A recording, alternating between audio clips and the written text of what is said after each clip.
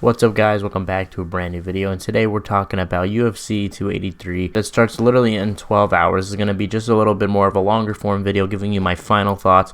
The card, I thought the card's a little stacked. I was just thinking, like, literally right before I filmed this video, thank God they added this Glover Teixeira Jamahal fight, because man, the card was not looking too good honestly before that, but they added it. 2 title fights kind of beefed up the card, and honestly this is one of the best like first year cards we've gotten in a while, right? Like, normally I find that we start off the year as UFC fans kind of craving for good cards. I mean, we had the last year card, what was it with Cyril Gane and Francis Ngannou, good main event, good co-main event, the third Brendan Moreno Figgy fight, but then the rest of the card was just awful. Then the year before that, the Conor McGregor mid card, and then the year before that, another mid Conor McGregor card. And of course, Conor obviously draws pay-per-view numbers, so why would you even stack that card? But regardless, I'm very impressed. And also next month's card, but we're here to talk about UFC 283. 5 fights on the main card. I'm going to be predicting all of them, giving you my thoughts, how it's going to go down. So let's get into my final thoughts on each fight, and we're going to go into the first fight of the night, Johnny Walker versus Paul Craig. Now, Johnny Walker did have a little bit of a bad streak. He had a lot of knockouts.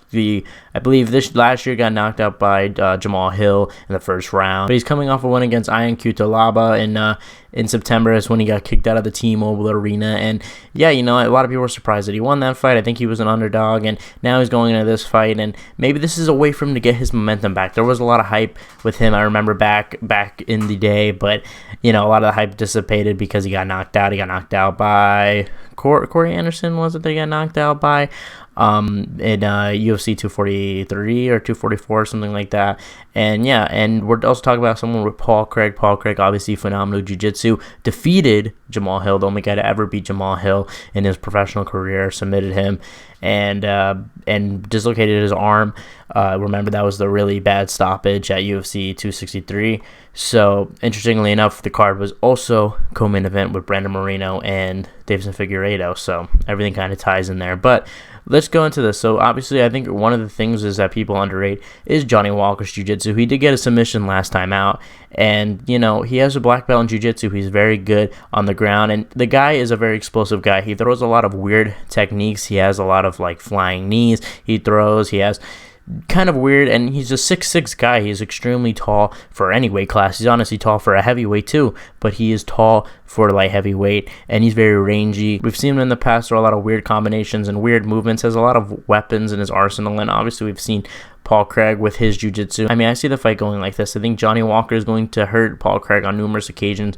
I think Paul Craig is going to be going to the ground, hoping that Johnny Walker goes down with him, and then I think that Johnny Walker will win, maybe a decision, maybe he gets a knockout late into the third round or something like that. But I think we'll have that going. I don't know if he'll knock out Paul Craig. I mean, he might. He does have the power to, but I think it's going to go something like that. I think this is a good matchup for Johnny Walker. Paul Craig is coming off of a loss, and that's how I see the fight going. Next fight on the card, we're talking about Lauren Murphy, Jessica Andrade, a fight that I'm excited about. A lot of people, like I say, take a lot of shits on women fights, but I will say I think the strawweight women's division, and I think this year we're going to see the flyweight division flourish. I mean, we have so many good matchups with Erin Blanchfield, Talia Santos in the mix, and now we have obviously Lauren Murphy. Lauren Murphy looked really good in her last fight, and makes me think maybe there was something wrong with her in that Valentina Shevchenko fight. I'm not saying she could beat Valentina, but she looked leagues better against Miesha Tate than she ever did in her whole career.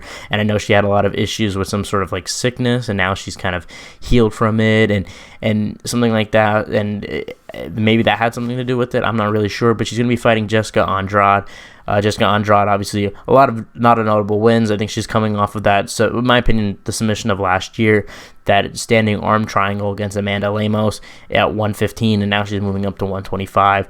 She was supposed to fight in UFC Paris. I think she was injured, and then that fight got delayed, basically. But she's back. She's going to be fighting Lauren Murphy, another top contender at flyweight. Now, obviously, Jessica Andrade has lost to Valentina Shevchenko pretty dominantly.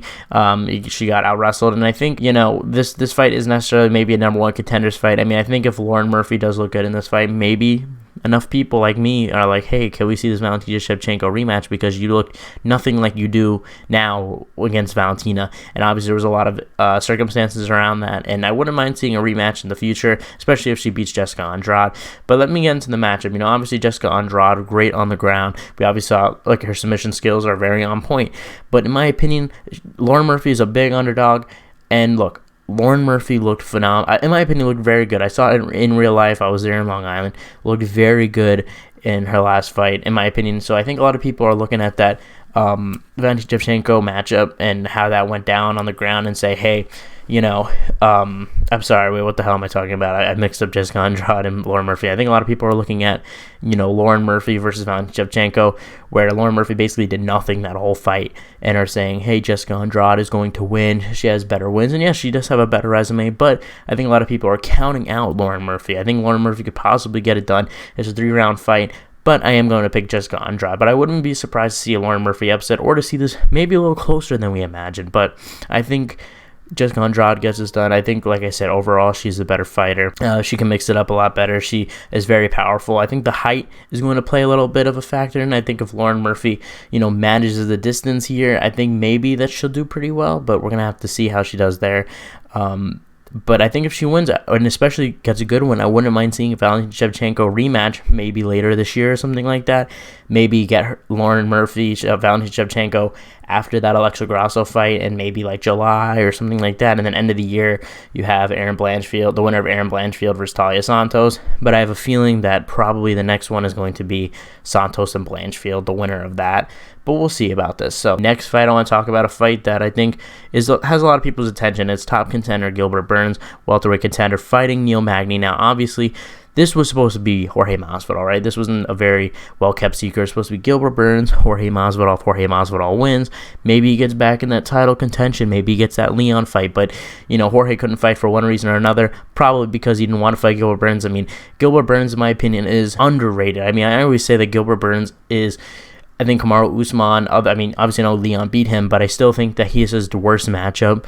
You know, he has great ground skills. He's super strong. He hits hard. He has good striking. I think Gilbert Burns is definitely one of the best guys in the division, and I hope eventually he gets maybe the belt at some point, because I think his skill set is just so good. I think he beats Leon. I think he honestly beats Colby, and I know a lot of people are going to give me hate in the comments for that, but I think he could beat Colby. Gilbert's underrated in my opinion, and another thing I respect about Gilbert is, honestly, he deserves a better fight than the Neil Magny fight, right, that he's taking. He deserves better. Last time he fought Hamzat, close fight against Hamzat. You know, that third round was a pretty close round. I'm not saying that he won, but I think Hamzat definitely did do a lot better near the end of the round. Maybe then, you know, squeaked out the win. You know, my point is that he fights a lot of these top guys, and I was hoping he would get like a big matchup, a good Jorge Masvidal, maybe to get his name out there, maybe to get his name better into that title conversation. But let's see how it goes. I think this is another fight where Gilbert is a big underdog, but people are discounting Neil Magny. I mean, Neil Magny has the most wins in UFC welterweight history, and, you know, I could see a scenario where, you know, the jab and the straights of Neil Magny is a problem for Gilbert Burns. I think Gilbert Burns' biggest problem is that chin. We've seen him getting cracked before. We've seen him get cracked by Stephen Thompson. We've seen him get cracked by a lot of the top guys. Who did he last fight? Oh, he fought Hamzat. He got dropped by a jab. Also, he fought Kamaru Usman, dropped with a jab. I think he got like knocked out by a jab, but not to shit on him. But I mean, come on. Yeah, his chin is a little bit questionable at times, right? And I could see a scenario where, you know, maybe Neil Magny puts it on him. Maybe he clinches him up. You know, he has a lot of good knees in the clinch, and, you know, that's something that Gilbert will have to have worked on.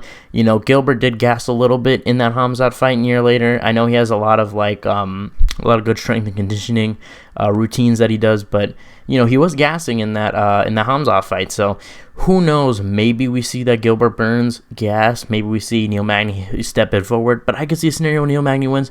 However, like I said, Gilbert Burns is that guy. Gilbert Burns is amazing. Like, in my opinion, I think he's literally one of the best welterweights right now. You know, I just think it's unfortunate he's in. I think Hamzat and Usman are probably his worst matchups, if I'm being honest. And maybe Colby. I mean, like I said, Colby, I don't know. It's kind of hard to say that Gilbert beats Colby. I could see a scenario where also Colby beats him and dominates him with the wrestling. But Gilbert is just so big. But that's another thing. I would love to see that fight. But in my opinion, we're talking about Neil Magny, Gilbert Burns. I'm going to go Gilbert Burns. I think Gilbert Burns gets it done. I don't know if he finishes Neil Magny. I don't know. It's tough, but I think he does finish Neil Magny. Honestly, I think he can mix it up. I think he'll get a submission. I'm just gonna predict that. I think maybe he hurts him on the feet. Maybe he wrestles. I mean, Gilbert is incredibly strong. I've heard you've heard it from many people that fought him that he's a strong guy. Not just that he hits hard, but he's strong, physically strong in the wrestling exchanges. So I could see that being a problem for Neil Magny, and then Gilbert Burns getting the win there. So let's move on. We're talking about the co-main event here. Deiveson Figueiredo, Brandon Moreno for fourth fight. I did a video already breaking down this fight, giving my prediction, but I'm going to, this is going to be more of a shorter form, more raw form of what I think is going to happen. So let me get into it. Now, Brandon Moreno, Deiveson Figueiredo, like I said, I broke down the first 3 fights. It's on the channel if you want to see me break down each fight and their adjustments. It was a video that I worked very hard on, and I hope all of you guys enjoy it. I hope all of you guys will watch. And also, there's giveaways in that video, and then my Glover to share a prediction video, which we're going to talk about next up after this fight. But let's see. So let me talk about this fight, though. Let me not waste any more time. Brandon Moreno, to give you kind of a summary, I think a key for Brandon Moreno to win this fight, I think, is going to be, let me start off with this. I'm gonna be a little unusual and say who I think is going to win. I think Brandon Moreno is going to win, and I'm going to explain why. I think Brandon Moreno, this is his fight to lose. Brandon Moreno, in my opinion, if you watch the last fight, was doing pretty good in those first 2 rounds, and I think the calf kicks was what slowed Brandon Moreno down. He's a boxer. He wasn't able to really use his just fight the same way because that lead leg was taken away from him. He wasn't able to, lean on it for the jab, and I think that's why he was getting caught, especially later in the round. I think especially later in the fight, rather, and I think also in round 3 he kept getting caught. I think was because of the leg damage, and I think at this point, it's been a year since that fight. I think Brandon Moreno will have learned how to check those kicks and how to block them a little more effectively. He's had a year to work on it. I'm sure, Deiveson Figueiredo is basically all he's been thinking about. Obviously, he had that Kai Kara-France fight, but I think for the better part of a year, that's really what he's thinking about. Deiveson Figueiredo, he had plenty of time. And, I think, like I said, so the game plan here, obviously avoid those calf kicks. Secondly, I think he should wrestle early. I think the earlier he wrestles, the sooner Figueiredo is going to fade. I mean, we saw, in my opinion, in the 5th round of that last fight, Figueiredo was a little tired. He did push the pace, and he did win that 5th round, but he was tired. He was a little bit, breathing a little heavier in the corner and certain times in that round, and that was all striking. I think if you mix up the top pressure with Moreno, we saw in the second fight, he gets gassed. And yes, like I said in my other video, yes, the second fight is kind of clouded because of that weight cut. And now that the weigh-ins have happened, we could see that it looks like Figueiredo has had a really good weight cut. So I would assume that the cardio will be there, and he'll probably be the best that he can. Like I said, I think this is Moreno's fight to lose. I said this in the last video. I think it's up to him. I think if he manages to do, and also another thing is, we've seen in the last, 2 fights, I think, like I said, in the first fight, I think he was a little timid. Obviously, like Deiveson Figueiredo hits hard. He's known for hitting hard. I think Moreno rather was a little bit worried, a little bit hesitant about going in. And I think in the second fight he gained confidence. He was like, "Hey, I'm able to take his best shots." And we saw him in the second fight light up Figueiredo. We saw him in the third fight light up Figueiredo. In the 3rd round, he rocked Figueiredo, and in the 5th round, he rocked Figueiredo. In the last round, I think that this is Moreno's fight to win, or lose, rather. I'm saying I think it's really up to him. I think if he makes the mistakes, he will lose the fight. I think, like I said in my video, if both guys show up 100% perfect, I think Moreno wins. I think Moreno will win. I think, he'll address those calf kicks. Obviously, of course, Deiveson Figueiredo will have something up of his sleeves. I'm sure tomorrow when we talk about the fight, I'm going to bring up something that I didn't even fathom would factor into the fight because both these guys are so crafty and the best. So I think, though, Moreno will win. I think, like I said, I think his best chance is to incorporate that grappling and early fatigue Figueiredo rather, and then get the TKO win, maybe submit him again. I think he'll get the TKO or KO win, though, in the later rounds. If he does that, I don't know if he'll do that, but I still think that Moreno will win. I think he'll win a decision. I think he'll win, honestly. I'm thinking about it. I think he'll win a dominant decision. I think it'll be, maybe not like 50-45 or like 50-44 or something like that, but I think maybe like 49-46, maybe 48-45, but I think more maybe like a clear 48-45 or something like that. Maybe he wins 50-45. I don't know. But that's my prediction. Brandon Moreno by decision. All right, the final fight, the main event, Glover Teixeira, Jamahal Hill. I made a video already kind of talking about this already if you want to go check it out. It was a short video, and also the giveaway is on that video. I have 2 giveaways for the Figueiredo fight. If you watch my video breaking down the trilogy, all the rules are there. If you watch my Glover Teixeira video, all the rules are there. So, if you guys are watching this, watch them both so you can enter in the giveaways. But I've talked enough about the giveaways this week. Let me talk about the fights. And yeah, Glover Teixeira and Jamahal Hill, like I've said in my other videos, Jamahal Hill is a hard hitter, right? I've just talked about before how he knocked out Johnny Walker pretty brutally last time out. And no, not last time out. He fought Thiago Santos last time out, but last year, I should say. It was a pretty brutal knockout, and I know a lot of people make memes about the knockout, and it was a funny knockout, especially with the sound effects. But that's really the X factor here. I think, here's how I see the fight going. I've already said this, and then I'll go into depth. I think it's easier now. Now I'm thinking about it to say my prediction first, and then give you why. But yeah, so I think like the first round, I think. We see it on the feet for the longer. I think maybe for like a little over half the round, we see this on the feet. I think Jamahal Hill will get the better of Glover in some certain exchanges, but I think Glover will do fine. I think Glover will eventually shoot in for the takedown, get Jamahal Hill by surprise, and get some top pressure. I think Jamahal Hill will then start to fatigue. We saw in his Thiago Santos fight, the grappling did fatigue him, and Thiago Santos is nowhere near as good a grappler as Glover Teixeira. I think we go to the second round, and also, like I said, second thing to keep in mind, this fight is kind of on short notice. I mean, this fight happened, I think he had like 40 days notice, right? Which, is a decent amount of time, but obviously not enough time for a championship level training camp, right? Yes, maybe he was training because he was supposed to fight Anthony Smith in March or something like that, or late February. But Glover Teixeira is coming off of a pretty good camp because he was supposed to fight December 10th. He was supposed to fight Yuri Prochazka.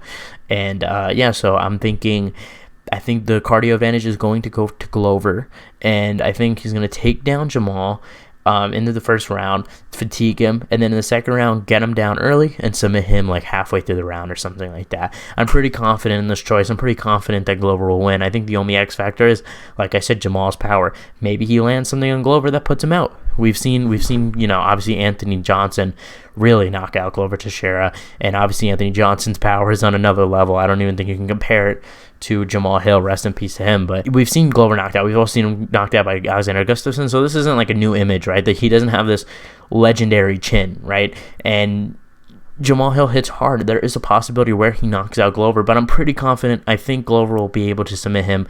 I think he's going to beat him. Maybe he gets a TKO even. I don't know. Maybe he lasts longer, but I don't see this going to the distance. I think Glover wins him by finish, and Glover becomes the champ. I think then I think he'll defend the title, and then I think he'll fight Yuri Prochazka and then retire. If he wins or loses, I think he'll retire then. I think he's going to wait around for Yuri. I know I made a lot of jokes about Glover retiring after his next fight, making the UFC rage because there's still no light heavyweight champion, but I think that Glover will fight until he fights Yuri, or just until he loses, in my opinion. So anyway, guys, or where he beats Yuri. So I think that's what's going to happen. Anyway, guys, I know this was a bit of a longer video. I just wanted to give, I'm going to start doing this whenever it's the day of the pay-per-view or whatever. I'm going to start doing these like longer take videos. I know a lot of people say that they'd rather these kind of videos. So let me know what you think in the comment section below. Go check out my breakdowns for the Moreno Figueiredo trilogy, and also make sure to check out my Glover Teixeira, Jamahal Hill breakdown video as well. Like I said, thank you guys for watching. Enter the giveaways there. Let me know what you think in the comment section below. And I'll see you guys in the next one.